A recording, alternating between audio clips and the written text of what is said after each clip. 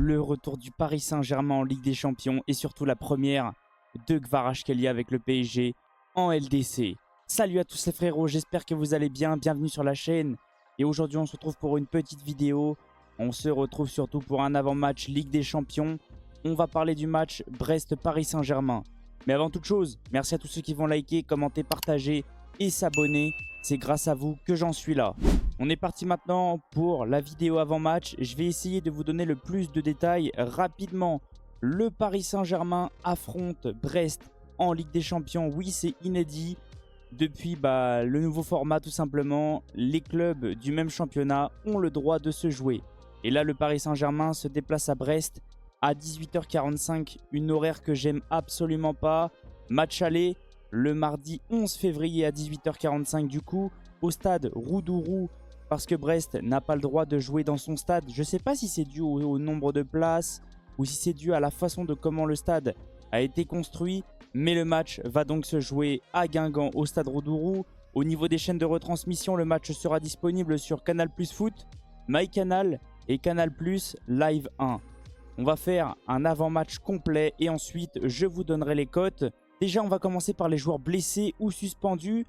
Côté Brest, il y a 4 absents. Bradley Loco, blessure de longue date, blessure au début de saison au tendon d'Achille. Jonas Martin, Jordan Amavi et Romain Del Castillo. Et côté PSG, Ibrahim Mbaye et Warren Zaïre-Emery seront de retour en fin février 2025. Parlons maintenant des formes actuelles des deux équipes. Et côté Brest, on est sur du 50-50. 3 victoires et 2 défaites. Une victoire 2-0 contre Nantes, une victoire 2-1 contre 3 en Coupe de France, une défaite contre son adversaire du jour, le Paris Saint-Germain 5-2 en Ligue 1, une défaite contre le Real Madrid en Ligue des Champions et une victoire contre le Havre 1-0. Côté PSG, c'est plutôt bien. On est sur 4 victoires et un match nul. Une victoire 4-1 contre Monaco, une grosse équipe de Ligue 1. Victoire 2-0 en Coupe de France à Le Mans. Victoire 5-2 contre son adversaire du jour. Victoire 4-1 en Ligue des Champions contre Stuttgart. Et match nul contre Reims, un partout. Maintenant, on va aller voir comment se sont passées la phase de Ligue concernant ces deux équipes-là. On va commencer par notre adversaire, Brest. Je dirais que c'est plutôt intéressant. Ils ont surpris beaucoup de monde. Brest a battu Sturm Graz 2-1. A battu Salzbourg 4-0 à l'extérieur. Match nul contre le Bayer Leverkusen. Très belle performance. Victoire contre le Sparta Prague 2-1. Défaite contre le FC Barcelone 3-0. Mais sincèrement, on s'y attendait tous. Et ensuite, victoire contre le PSV Eindhoven 1-0. Nous, on a fait un partout. Défaite contre le Shakhtar 2-0. Et défaite contre le Real Madrid 3-0. Au niveau du Paris Saint-Germain, je dirais que le commencement des phases de Ligue, c'était très moyen. Et on a terminé très fort. On a commencé sur une victoire 1-0 contre Girona.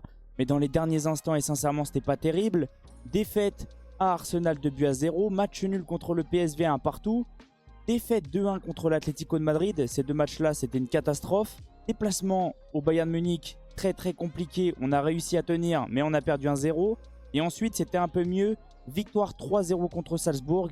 Victoire 4-2 contre Manchester City. Et victoire 4-1 contre Stuttgart. Maintenant, on va pouvoir se concentrer sur le classement et voir comment ça s'est terminé pour les deux équipes. Le Paris Saint-Germain a quand même réussi à doubler Brest. Et c'est une bonne nouvelle pour le PSG.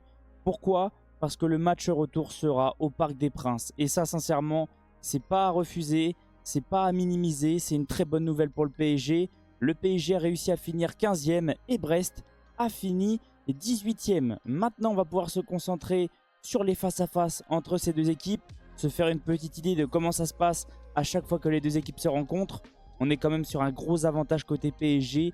18 victoires côté Paris Saint-Germain, 0 côté Brest et 2 matchs nuls. Et on peut le voir à chaque fois, il y a énormément de buts à chaque fois que les deux équipes se rencontrent. 5-2 dernièrement en faveur du Paris Saint-Germain, 3-1 la saison dernière, un autre 3-1, 2 buts partout, 3-2, 2-1. À chaque fois, il y a des buts et à chaque fois, les matchs entre ces deux équipes sont très agréables.